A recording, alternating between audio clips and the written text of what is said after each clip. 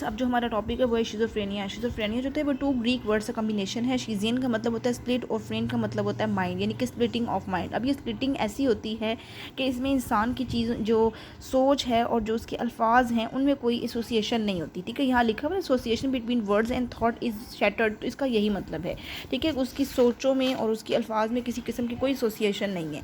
अब इसके जो सिम्टम्स है वो बहुत ज़्यादा बहुत वाइड है, वो सारी आपकी पर्सनैलिटी को अफेक्ट करती हैं, आपकी थिंकिंग, परसेप्शन, अटेंशन, इमोशन, हर चीज़ को, मोटर बिहेवियर को। और हर पेशेंट जो है वो हर तरह का सिम्टम शो नहीं करता।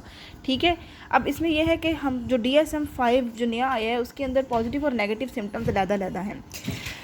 Presence of problematic behaviour, absence of appropriate behaviour. ठीक है, ये इसकी डेफिनेशन है।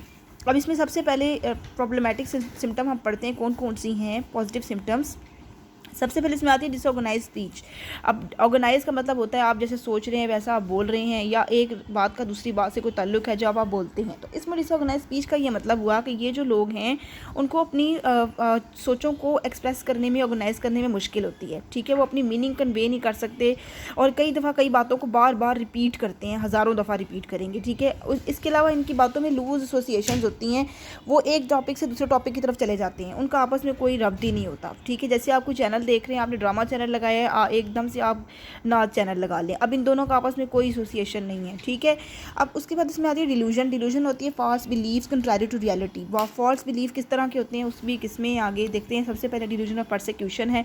इसमें इंसान को लगता है कि कोई इंसान मुझे अजियत देने की कोशिश कर रहा है। ठीक है, कोई मुझे कंट्रोल करने की कोशिश कर रहा है, होल्ड करने की कोशिश कर रहा है। जैसे सबसे पहले लिखा हुआ है कि his feelings are being control by some external power, कि एक इंसान की फीलिंग्स जो है कोई और कंट्रोल कर रहा है। ठीक है, उसके अंदर कोई सेंसेशंस कोई और प्रोड्यूस कर रहा है, कोई एक्सटर्नल पावर है उसके बिहेवियर को कंट्रोल कर रही है। ठीक है, कोई एक्सटर्नल पावर उसकी सोच को चुरा रही है और उसकी सोच जो है वो दूसरों तक पहुंच रही है। ठीक है, लोग उससे देख रहे हैं कि वो क्या सोच रहा है, ये होता है।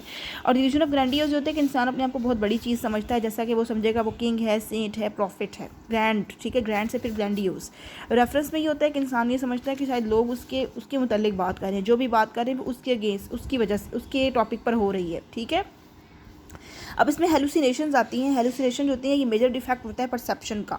ठीक है, हेलुसिनेशन क्या होती है? Sensory impression of things not present in the environment, जो चीज़ उस चीज़ की परसेप्शन जो एनवायरनमेंट में है ही नहीं। ठीक है, कुछ लोग ये समझते, ऑडिटरी विजुअल सबसे ज़्यादा होती हैं, लोगों को कुछ सुनाई देता है और कुछ दिखाई देता है। ठीक है, उसके अलावा ये होती है सबसे ज़्यादा ऑडिटरी हेलुसिनेशंस होती हैं। कुछ लोगों को ये लगता है कि उनकी बॉडी पर एंट्स चल रही हैं। ठीक है, अब उसके बाद ये है कि इंसान जैसे फॉर एग्जांपल वो किसी हाई पोस्ट पर है, वो समझता है कि लोग जो हैं वो उसके खिलाफ कॉन्स्पायरेसी कर रहे हैं, लोग उसे जहर देना चाह रहे हैं। ठीक है, ये सब चीज़ें जो होती हैं उसके अगेंस्ट प्लॉट कर रहे हैं, ये सब उसकी फॉल्स परसेप्शन है, जबकि ऐसा होता नहीं है। ठीक है, कुछ लोग ये समझते हैं कि हमें इग्नोर किया जा रहा है, हमें कुछ सुन नहीं रहा। ठीक है, वो अपने एनवायरनमेंट को सही तरह से परसीव नहीं कर रहे होते। अब आती है नेगेटिव सिम्टम्स। इसमें सबसे पहले ये एपैथी।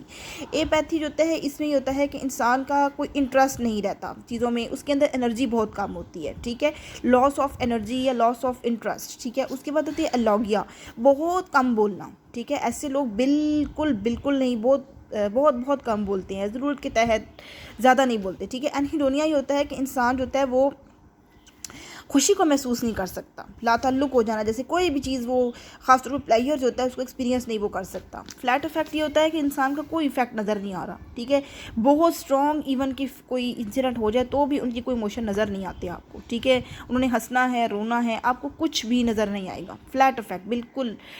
उसके बाद होती है एसोशिएबिलिटी का मतलब होता है कि लोगों से कट के रहना, ऐसे लोग लोगों से ज़्यादा मिलते नहीं हैं। ठीक है, बिल्कुल लोग, उनको ना लोगों से मिलना आता है, ना उनके अंदर सोशल स्किल्स होते हैं। ठीक है, उनको लोगों से कंपनी रखने में कोई इंटरेस्ट नहीं होता। तो ये थी इसकी पॉजिटिव और नेगेटिव सिम्टम्स।